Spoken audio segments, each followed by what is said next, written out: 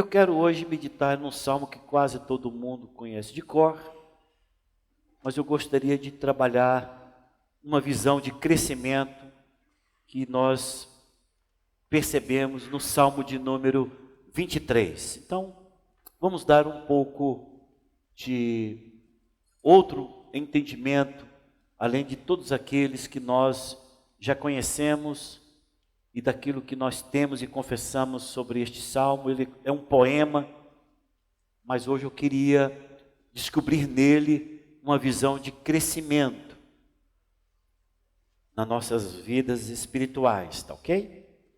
Então a gente percebe claramente, desde os passos embrionários até uma maturidade muito grande em Deus, dentro do salmo de número 23. Quem achou diz amém? Alguns não precisam nem abrir, né? Sabe de cor. O Senhor é o meu pastor, nada me faltará. Ele me faz repousar em pastos verdejantes. Leva-me para junto das águas de descanso. Refrigera minha alma, guia-me pelas veredas da justiça, por amor do seu nome. Ainda que eu ande pelo vale da sombra da morte, não temerei mal nenhum, porque tu estás comigo. O teu bordão e o teu cajado me consolam. Preparas-me uma mesa na presença dos meus adversários, unge minha cabeça com óleo, o meu cálice transborda. Bondade e misericórdia certamente me seguirão todos os dias da minha vida, e habitarei na casa do Senhor para todo sempre. Posso ouvir amém?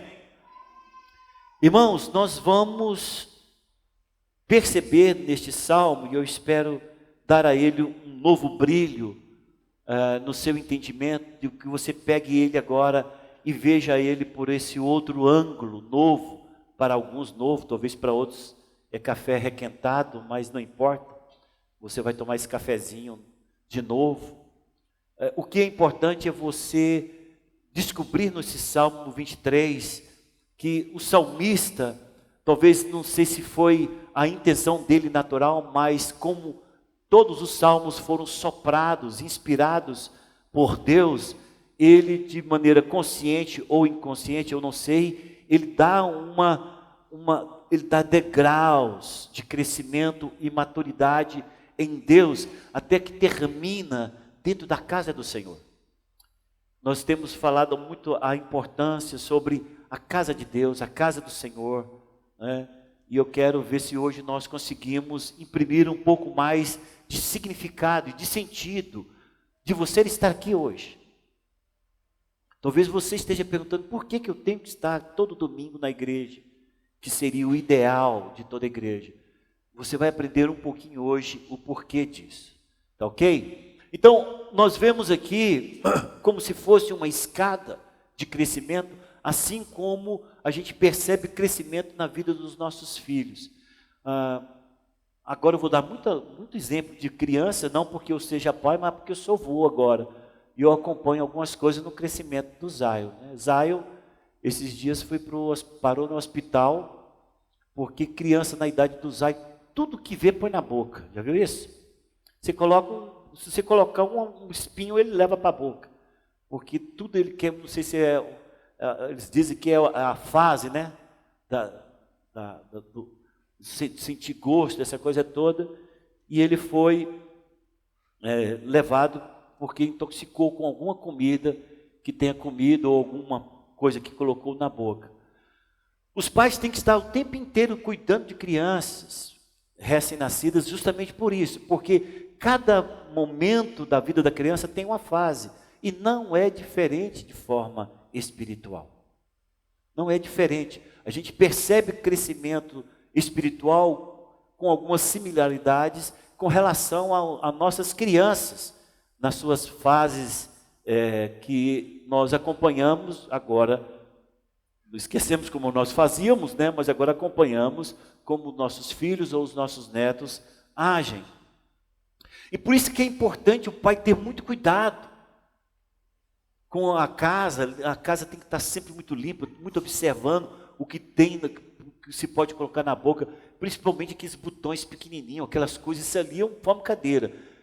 Aquilo ali fica perigo número 30, né? Aquela coisa grande. Você olha um negócio, meu Deus do céu, se o Zay achasse esse negocinho que ele ia pôr na boca, você fica o tempo inteiro vigilante. E é interessante porque o Salmo começa exatamente dessa forma. Quando uma pessoa se converte, você que está nos visitando hoje, talvez essa fome comece hoje, eu espero que comece. Ou você que já está há algum tempo nos visitando, já sentiu que Jesus faz parte da tua vida e você vai entender claramente isso. A fase em que você mais precisa de comida substancial, comida certa, comida adequada. Ele diz aqui, o Senhor é o meu pastor, nada me faltará. Ele me faz repousar em pastos verdejantes e leva-me para junto das águas de descanso. Duas coisas importantes aqui, as águas de descanso e pastos verdejantes. Todo novinho na fé, todos nós que nos convertemos, precisamos de alimento, muito alimento, e alimento adequado, alimento certo, água no tempo certo, pasto no tempo certo, comida sendo dada diariamente. O maior problema que nós enfrentamos com relação aos novos na fé é que são convertidos e não são alimentados adequadamente. As pessoas pensam que pelo fato da Cleide se estar aqui conosco, ela sabe se alimentar adequadamente. Não, Cleide, você precisa de orientação de como se alimentar, amém? De comida certa, no tempo certo. Você precisa de saber quando você tem que misturar comida com água, né? Aqui está falando de pastos verdejantes e água, né? A gente sabe que é a água do Espírito. Você está falando do poder espiritual, o quanto que você precisa da ação do Espírito Santo na sua vida, do quanto que você precisa do pão, que é Jesus Cristo. A alimentação adequada é a nossa primeira fase da vida cristã, extremamente importante. E nesta fase, o que mais é necessário é de um pastor. Nós trocamos a palavra de pastor para discipulador. Ou se você não tem um discipulador, muito próximo do seu líder de célula. E se você não tem o seu líder de célula, alguém que te levou. Mas você precisa de alguém que te instrua o tempo inteiro, diariamente, qual a alimentação que é importante para o seu crescimento. É o primeiro nível, extremamente importante. É nesse nível que a gente descobre, nós nos descobrimos, eu me lembro da minha fase de recém-convertido, eu pedia muita coisa para Deus, tudo eu pedia para Deus, eu só queria, tudo tinha que ser em volta de mim, porque criança também é assim, tudo que você põe perto dele, ele puxa para ele, não é isso? E daqui a uns dias, quando o Zay estiver falando, tudo é dele, é meu, é meu, é meu, é meu. Esta fase é uma fase que nós não damos conta de pedir para um novinho na fé ser um intercessor. Ele não dá conta de pedir para os outros, ele tem uma necessidade e uma carência de muitos anos. Então a única coisa que o novinho na fé sabe pedir é para ele. Glória a Deus, ele precisa disso. Temos que respeitar isso. Ele precisa ser alimentado diariamente, não censure ele. Porque o maior problema às vezes é que chega uma pessoa que se diz madura e fala, você é muito egoísta, você só pensa em você. Você pede muita coisa para você. Por que você não ore para a sua família? Calma, gente. Calma. Toda criança na fé, ela tem que ser suprida em todas as suas necessidades primeiro. Ela tem que pedir, ser suprida com o alimento adequado, com a água adequada. Por que eu estou falando de alimento adequado e água adequada? É porque, irmãos, quem conhece aquele livro chamado Nada Me Faltará, esse livro foi tão forte no meu ministério, que tempos atrás eu comprei 50 livros, dei para todos os líderes aqui.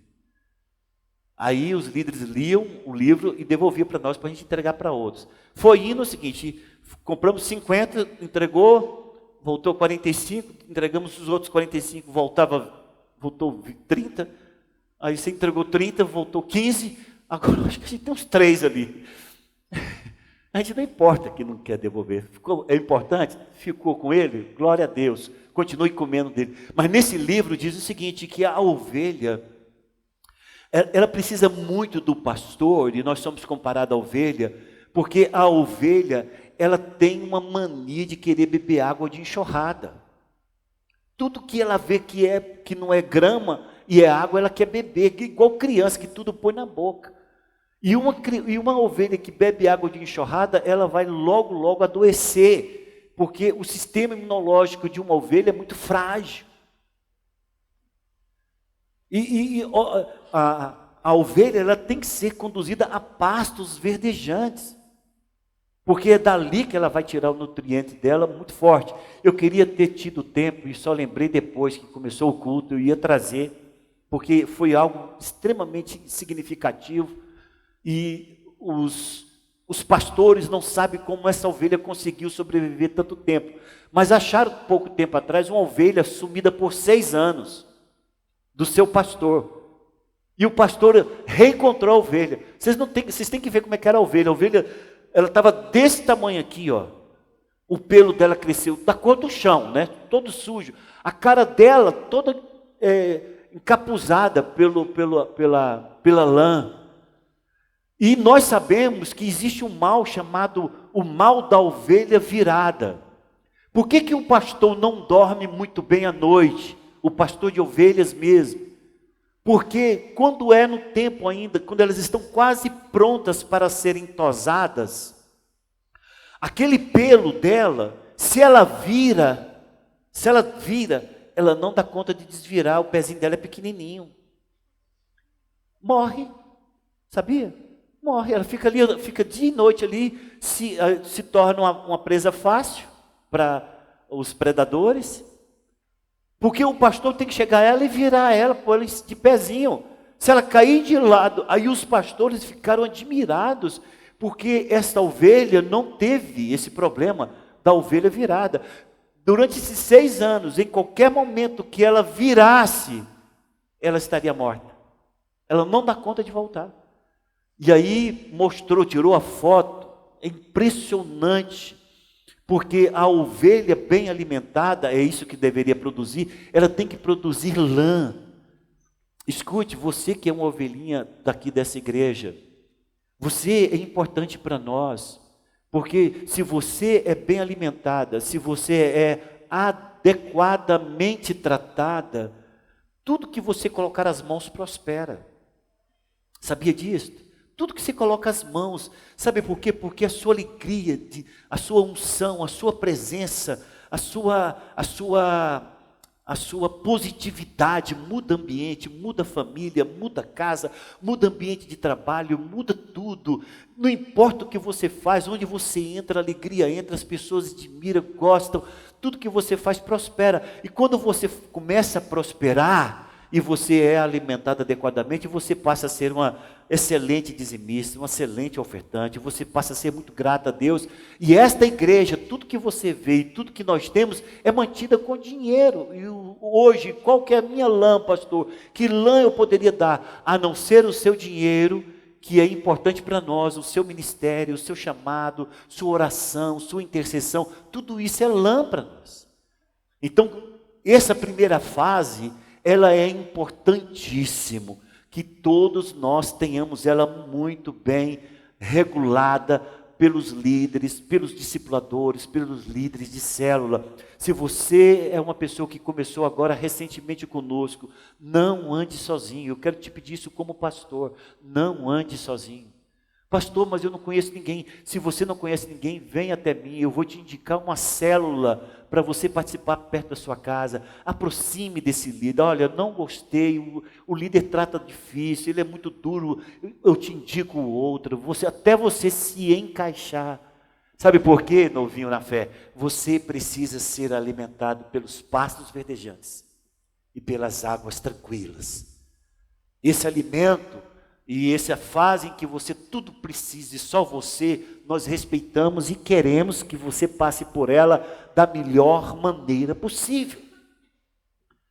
Quando eu olho um pastor maduro, quando eu olho um líder maduro, quando eu olho uma mulher madura, eu observo claramente que as fases da sua vida de conversão, todas elas foram muito bem feitas e respeitadas. Todas elas foram bem administradas.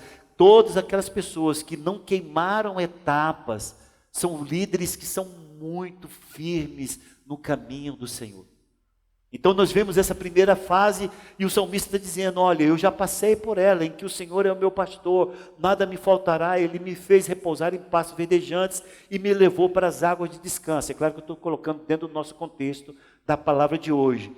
Refrigera minha alma, é o passo número 2, a maturidade número 2, ou o degrau número 2, não importa o que você queira, ou é o passo seguinte, refrigera minha alma e guia-me pela vereda da justiça, por amor do seu nome. O que é isso, pastor? A cura da sua alma. Já falamos isso em outros temas, em outros tópicos, em outras palavras, mas todos nós precisamos de ter a nossa alma passada limpo.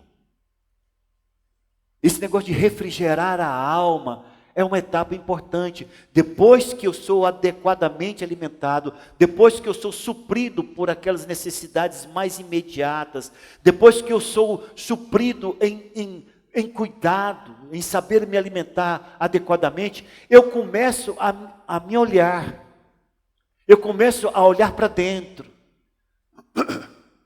e eu descubro que eu não preciso somente de coisas para fora. Eu descubro que eu não preciso somente de pastos verdejantes e águas de descanso. Eu observo que eu preciso de algo que vai lá para dentro. Eu começo a descobrir que eu sou um pouco complicado em determinadas áreas. Eu começo a descobrir que minha alma ela é desorganizada quando se trata de uma determinada área da minha vida. Alguns são desorganizados na área sentimental. Outros são desorganizados na sua área de relacionamento. Outros são desorganizados no trato e na maneira como se vê diante de Deus. Outros são desorganizados na maneira em que se relaciona consigo mesmo em relação ao seu passado. Essas pessoas têm as suas almas cansadas. O segundo passo, a segunda necessidade que nós precisamos de cultivar e ter cuidado uns com os outros, é com relação ao refrigério da alma. Uma alma cansada é uma pessoa, você já viu aquelas pessoas assim, eu percebo claramente, até fisicamente, toda hora ela faz assim, ai meu Deus, aí você está fazendo alguma coisa, ai meu Deus, será que está tudo bem? Aí você faz assim, ai meu Deus, olha, é claro que nem todos vão ser assim, mas não tem uma evidência mais física de uma pessoa que está atribulada na alma, que não fica suspirando toda hora. Ah, o que é, fulano? Ah, não sei.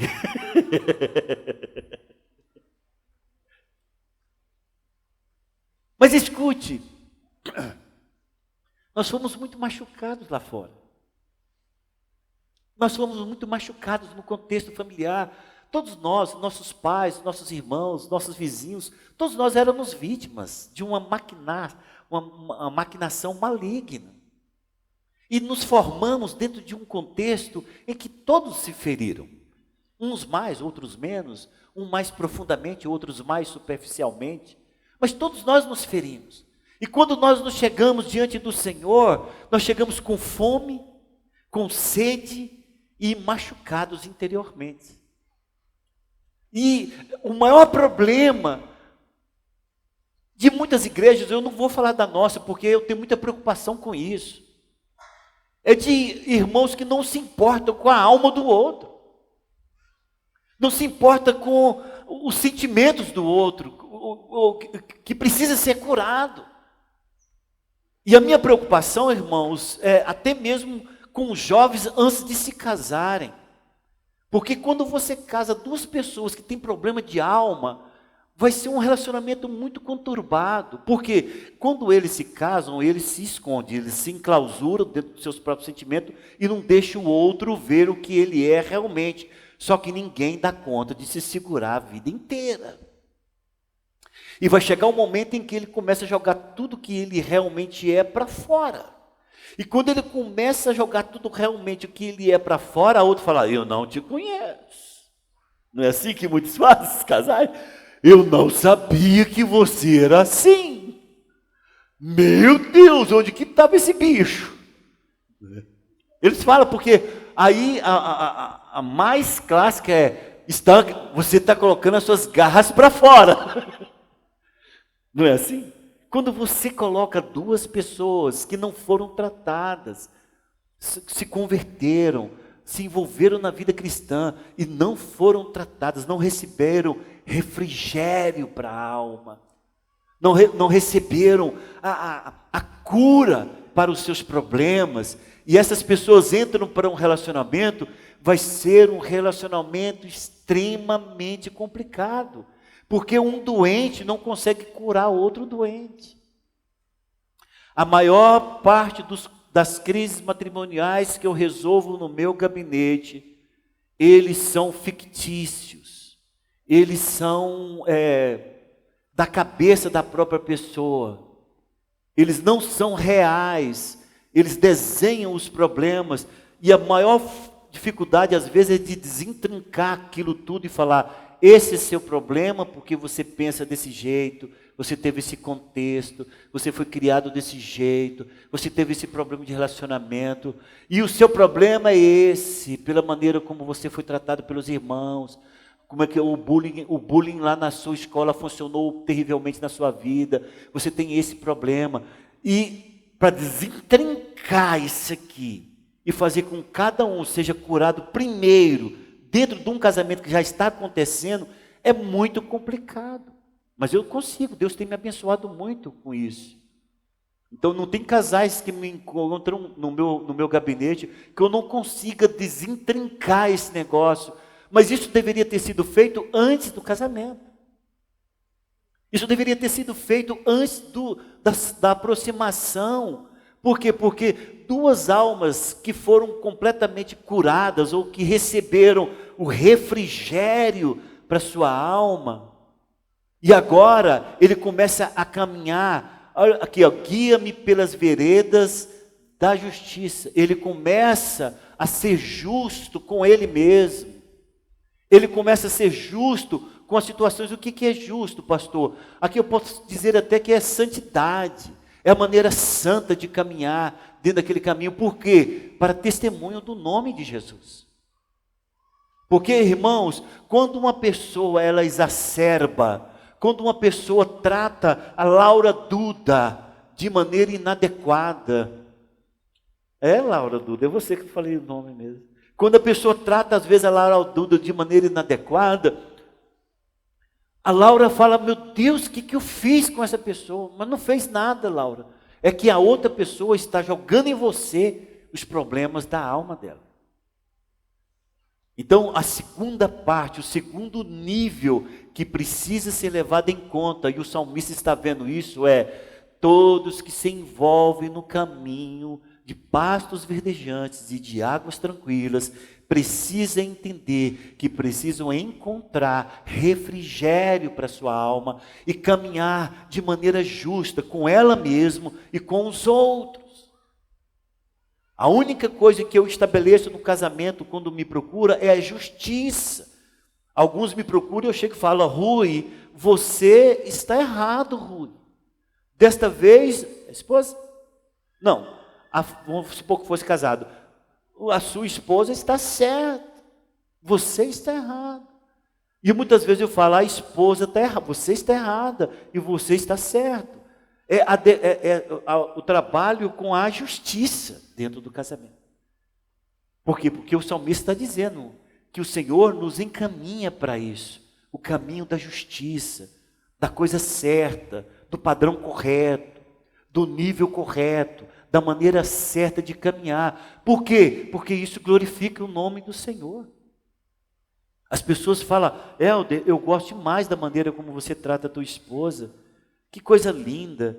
E o Helder fala, glória ao nome de Jesus, porque se não fosse ele, eu não tinha todo esse carinho que eu tenho pela Claine. Entende o que é isso? Isso glorifica o nome do Senhor. Isso bendiz o nome do Senhor. E é por isso que o salmista diz que é por causa do nome dele. Senhor, me dê isto, que a minha alma seja curada e o meu caminho seja justo, para que isto glorifique o teu nome. Então já passamos então pelos pastos verdejantes, já passamos então pela cura da alma. Acabou a vida cristã? Não, irmãos. A vida cristã, ela é uma progressão, ela é um crescimento, que se você perceber adequadamente, você vai querendo cada dia mais do Senhor. Por quê? Porque o próximo é: ainda que eu ande pelo vale da sombra da morte, não temerei mal nenhum, porque tu estás comigo, o teu bordão e o teu cajado me consolam. Chega um momento em que o Senhor já te prepara para você saber que existe muito chão para caminhar no caminho da tribulação. Todos nós iremos passar por tribulação. O novinho na fé, que está começando hoje, o antigo na fé sabe que vai ter momentos difíceis, em momentos em que você parece estar no vale da sombra da morte, em momentos em que você se sente só. A família está junto, Olaine, mas você se sente só. As pessoas estão em sua volta, mas elas não conseguem saber a dor que você sente. Aí você fala: meu Deus, por que eu estou passando por essa tribulação? Para te quebrantar, para te mostrar, Charles, que você é um comedor de feijão, como qualquer outro. Para nós tirarmos esse sentimento de superioridade, de pensar que nós somos mais do que qualquer outro. Não somos, queridos. A tribulação vem para nos mostrar a nossa profunda, total e completa dependência dele. É por isso que se fala sobre vara e cajado. Nós sabemos que o cajado, ele era não somente uma arma de defesa, como de ataque. O cajado ora serve para puxar uma ovelha que possa ter caído no barranco, e o cajado serve para outra vez ele espancar qualquer tipo de animal que possa estar tentando contra as suas ovelhas. Por isso que a vara e o cajado consolam nesse momento de tribulação. Porque talvez, Simone, seja um momento em que o Senhor estende o cajado para você e fala: Simone, segura, vou te puxar para cá. Esse é o teu consolo. Não estou te tirando de tribulação, eu estou te tirando de você estar caída. Você vai passar e você vai vencer. A vara está falando de disciplina. A vara está falando do momento em que você está passando. Todos nós iremos passar pelo caminho da tribulação. Não se iluda. Não existe pó de pirlim-pim-pim ou vara mágica que vai te fazer passar de maneira incólume na vida cristã. Todos nós teremos os nossos momentos difíceis. Todos nós iremos passar por dificuldades. Todos nós iremos, às vezes, nos colocar tão só, em meio a todo mundo em volta, mas vamos nos estar tão só. Por quê? Porque é Ele, Dariele, que quer ser o seu pastor. É Ele que quer te consolar. É Ele que quer te estender o cajado e te puxar para onde Ele esteja. Mas Ele não vai te tirar, Ele vai caminhar com você. Por isso que ele diz: ainda que eu ande pelo vale da sombra da morte, não temerei. E aquela música que nós cantamos aqui, sempre cantamos ela de vez em quando, sempre cantamos de vez em quando, né? De vez em quando cantamos no nosso culto do visitante, eu estarei contigo. Quando passares pelo fogo, lá estarei. Quando passares pelas águas, elas não submergirão. Por quê? Porque isso é Bíblia. Então chega uma fase da vida cristã em que o Senhor vai permitir tribulação, mas a própria palavra do Senhor diz que Ele não nos vai permitir passar por tribulação que não possamos suportar. Ele vai te dar o livramento. Ele não vai deixar Antônio, a Maria e Ivanice se aproximar de você. Ela não vai poder fazer nada por você, Antônio. Porque a única coisa que Deus quer é que você tenha uma experiência dele como seu pai, seu provedor e o seu cuidador. Então não tenha medo. Pastor, não fala isso não. Minha vida estava tão boa até agora, o senhor falou isso, agora eu já tenho até medo. Não, fica tranquilo, meu irmão. O nosso Deus não é o Deus que te passa medo. O nosso Deus é um Deus que cuida de você para que você não tenha medo. É aquele que vai estar com você, não importa a circunstância, para te amparar e te segurar. Mas não se iluda, as tribulações virão. E depois que nós passamos por esta fase e que compreendemos agora que nele, somente nele temos o livramento, somente nele temos a posição de proteção, de cuidado, de superação, somente ele pode nos levantar quando caído, somente ele pode fazer com que nós possamos fluir em Deus, somente ele pode nos dar alegria em meio à dor, alegria em meio à tristeza, prazer em meio à dor, luz em meio às trevas, corrermos de joelhos esses paradoxos todos. Aí ele nos mostra que existe uma fase ainda mais profunda de relacionamento com ele e com a sua casa. E aí vem um versículo de número 5 que diz: preparas-me uma mesa na presença dos meus adversários, unges minha cabeça com óleo e o meu cálice transborda. Guerra espiritual, Cleide. Guerra espiritual. Quando ele fala sobre prepara-me uma mesa na presença dos meus adversários, é guerra espiritual. Tem muitas igrejas que não preparam os seus membros para a guerra espiritual. Tem membro que não sabe expulsar nem demônio. Tem membro que passa a noite com medo e no outro dia vai chamar o pastor para orar na casa dele porque ele passou a noite com medo. Isso não resolve. Desde o mais novinho na fé, o mais antigo na fé, tem que ser treinados para enfrentar os seus inimigos espirituais. Você que tem que erguer a mão e dizer: não tem poder sobre mim, eu te expulso na autoridade do nome de Jesus. Vai chegar o momento em que você vai ter que travar as suas guerras espiritual. Por quê, pastor? Porque a nossa luta não é contra sangue nem carne, diz a palavra lá na carta de Paulo aos Efésios. Mas é contra os principados, potestades, dominadores e forças espirituais do mal que agem nas regiões celestes.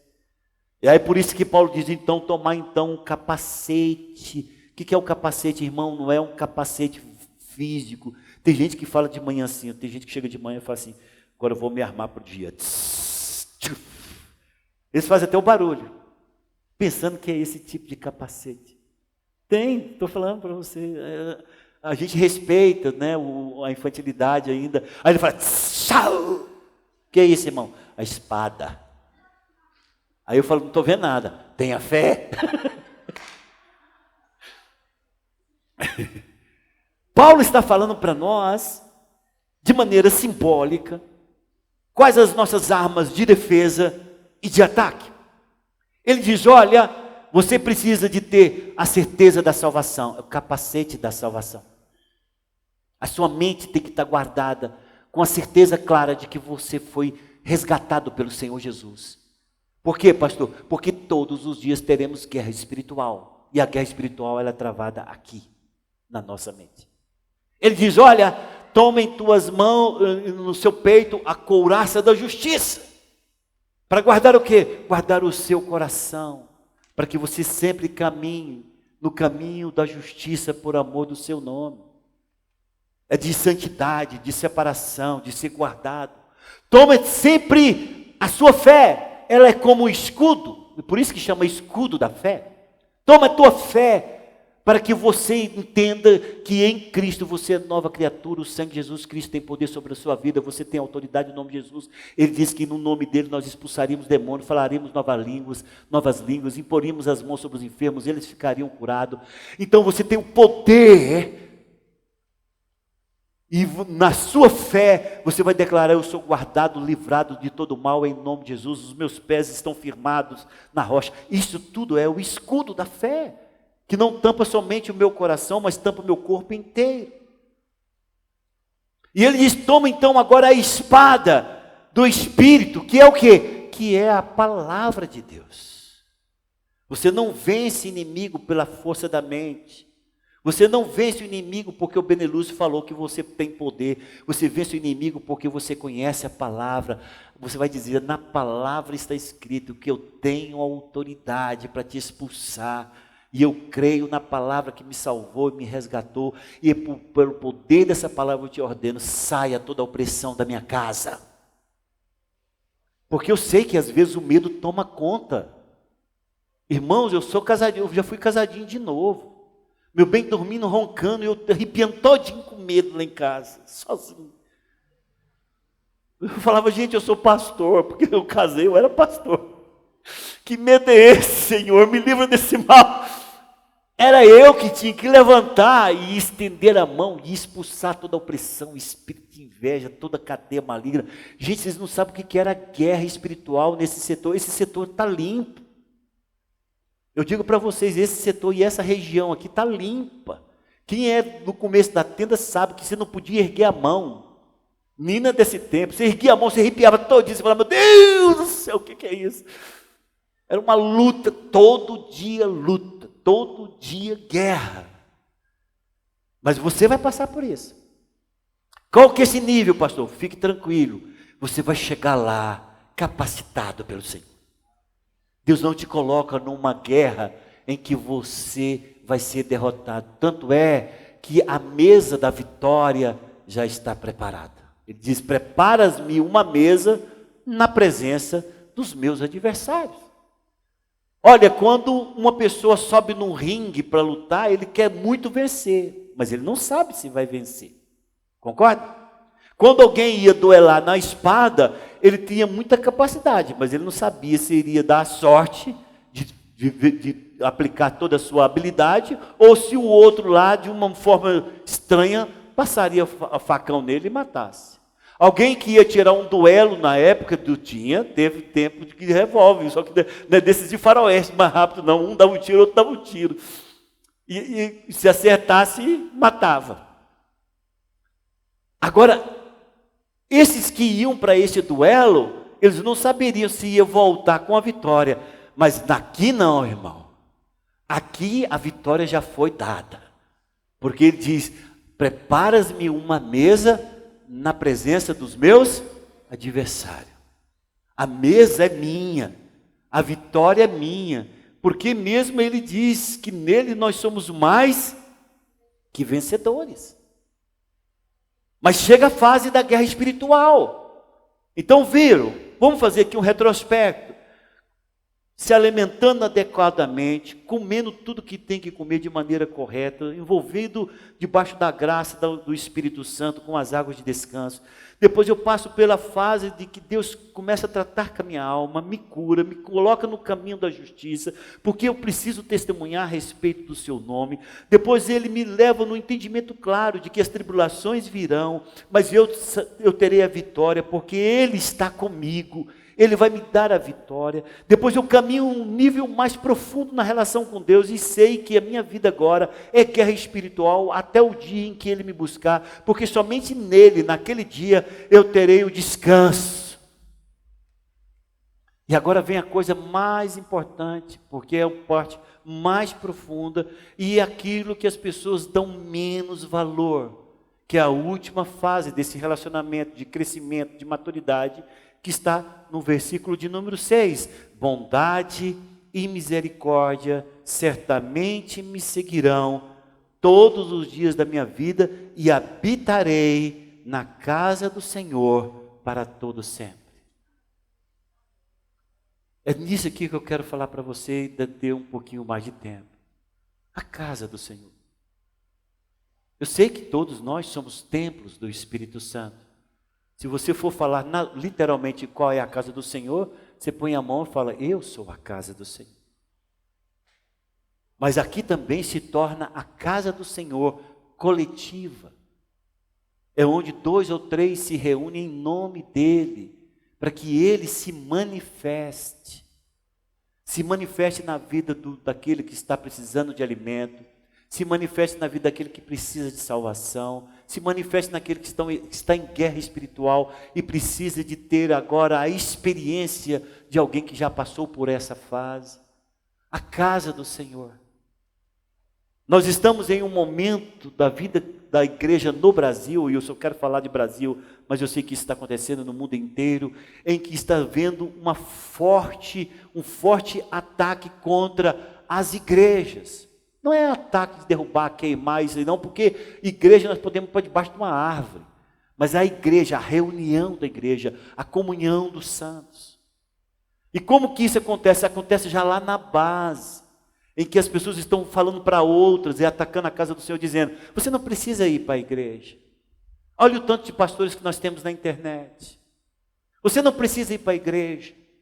O pastor é que tem que vir até você.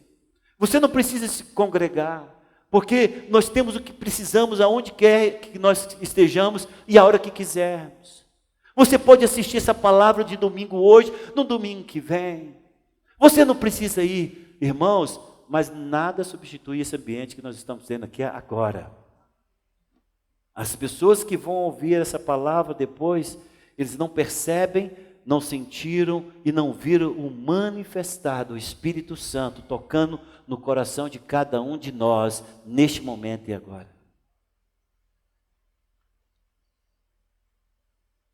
Quando nós olhamos para Davi, ele termina no sentido mais profundo, ou seja, a sua carreira cristã, ela culmina ele tendo profundo amor pela casa do Senhor. Porque é aqui que você nasce, é aqui no convívio dos irmãos que você cresce, é aqui no convívio dos irmãos que você é pastoreado, é aqui no convívio dos irmãos que o corpo se fortalece. E nós estamos enfrentando essa luta agora que ninguém está percebendo, mas eu percebo, é de que pessoas e mais pessoas estão sendo convencidas pelo inimigo, de que eles não precisam congregar. Vem aqui de vez em quando, vai quando der. Não, irmão. Quando nós olhamos para esse homem que entendeu as fases da sua vida cristã, o envolvimento que teve, o nível mais profundo que ele está dizendo, o degrau mais alto da sua vida cristã, do seu relacionamento com Deus é: eu amo a tua casa. Eu amo estar dentro da tua casa. Eu amo estar envolvido juntamente com os santos na tua casa. Por ele diz: bondade e misericórdia certamente me seguirão todos os dias da minha vida e habitarei na casa do Senhor para todo sempre. Hoje nós confessávamos o Salmo de número 84 com os irmãos. E lá no versículo 1 diz: quão amáveis são os teus tabernáculos, Senhor dos exércitos. A minha alma suspira e desfalece pelos átrios do Senhor. O meu coração e a minha carne exultam pelo Deus vivo. Versículo 4: bem-aventurados que habitam em tua casa, louvem-te perpetuamente. Versículo 10: pois um dia nos teus átrios vale mais que 1000. Prefiro estar à casa do meu Deus a permanecer nas tendas da perversidade. E no capítulo 27 de Salmo, versículo 4, eu acho interessante que ele diz: uma coisa peço ao Senhor e a buscarei. Uma coisa peço ao Senhor e a buscarei, que eu possa morar na casa do Senhor todos os dias da minha vida, para contemplar a beleza do Senhor e meditar no teu templo. Então o que eu quero mostrar para vocês é que quando se fala casa do Senhor, tire essa construção física da sua mente. Tire isso da sua mente. Quando se fala a casa do Senhor, olhe para isso aqui que eu estou vendo. É isso aqui que é a casa do Senhor. É nós juntos adorando a Deus, buscando de Deus, recebendo de Deus, orando uns pelos outros, declarando a unidade do corpo e mostrando que nós somos a igreja abençoada de Deus. Se você não compreender a profundidade disso, nós poderíamos então inverter o ciclo de Salmo 23, começar com um nível mais básico. Então o nível mais básico é ir para a casa do Senhor. Não, ele coloca um nível de ir para a casa do Senhor num nível mais profundo, porque envolve relacionamento, porque envolve comunhão, porque envolve se doar, porque envolve se ser visto e ver, que envolve contribuir e receber contribuição, que envolve essa questão de entrelaçarmos uns nos outros e dizermos somos um só em Cristo Jesus. Então, quem está batalhando contra a igreja de Jesus, a casa do Senhor, é exatamente aquele que não quer que as pessoas entendam o valor de estarmos juntos. Você não consegue perceber o início da igreja sem que a palavra seja dita antes. Eles estavam juntos. Eles estavam juntos e oravam, estavam juntos e clamavam, estavam juntos e adoravam, estando eles juntos, estando eles todos orando, estando eles, é sempre eles, não ele, não um, estando sempre juntos. Eu quero que vocês vão até lá e esperem que do alto sejam recebido o poder para que vocês...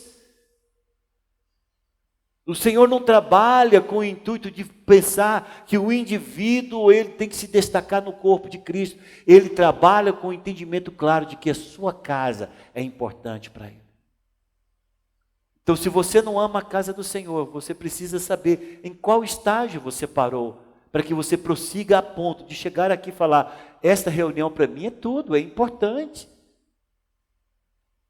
Se você não consegue perceber a utilidade, o valor, se você não consegue perceber o quanto é importante a sua presença, você precisa de fazer um retrospecto na sua vida cristã e de perguntar, será que eu ainda estou lá numa fase do me dá, me dá, me dá? Ou já passei? Ou será que eu já passei da fase do me dá, me dá, me dá? E eu já entrei na fase da cura da alma? Não sei, ou se já entendi que eu passo por tribulações e tudo isso é para me levar cada dia mais próximo do Senhor, não sei, ou se eu estou enfrentando os inimigos e estou pensando que é os irmãos que estão me resistindo, não sei, mas só sei que você tem que terminar todo esse crescimento de maturidade e envolvimento que o salmista nos dá, nessa nova perspectiva do Salmo 23, desemboca em estarmos aqui como estamos agora, adorando o Senhor juntos na casa do Senhor. Quando entende isso, diz amém. Então, por favor, irmão, convoque tua célula, converse com os teus liderados, vamos trazer com que nossos cultos sejam eles todos frequentes. Eu tenho na minha relação, e eu olho lá, sempre estou tirando aqueles que realmente não pertencem a essa igreja, nós somos 320 pessoas. Aqui não tem 320 pessoas. Nós colocamos 220 cadeiras. Quer dizer, cadê os outros membros? A importância que eles dão ao corpo. Agora, um só falando é uma voz. Mas se todos nós falamos, somos mais de 100 vozes. De falar, de mostrar para o nosso amado irmão, nosso companheiro de batalha, o quanto é importante estarmos juntos neste lugar, na casa do Senhor. E que nós possamos olhar para a casa do Senhor com esse sentimento de que o salmista termina aqui, que é aqui realmente, é que a bondade e a misericórdia se faz presente, porque segue a cada um de nós e todos nós estamos juntos neste lugar. E de que eu quero que todos os dias da minha vida habitar na casa do Senhor. Afinal, nós iremos passar a nossa eternidade juntos na Nova Jerusalém, amém? Os irmãos não vão para a Trindade não, viu, pastor Douglas? Vão juntos, nosso endereço vai ser um só, onde você mora, Nova Jerusalém, e eu também. Vamos estar juntos, para sempre. Então a casa do Senhor também aponta para a Nova Jerusalém, de que nós estaremos um dia juntos, para sempre. E isso tem que ser o motivo que te desperte para dar a importância a estar juntos na casa do Senhor. Amém?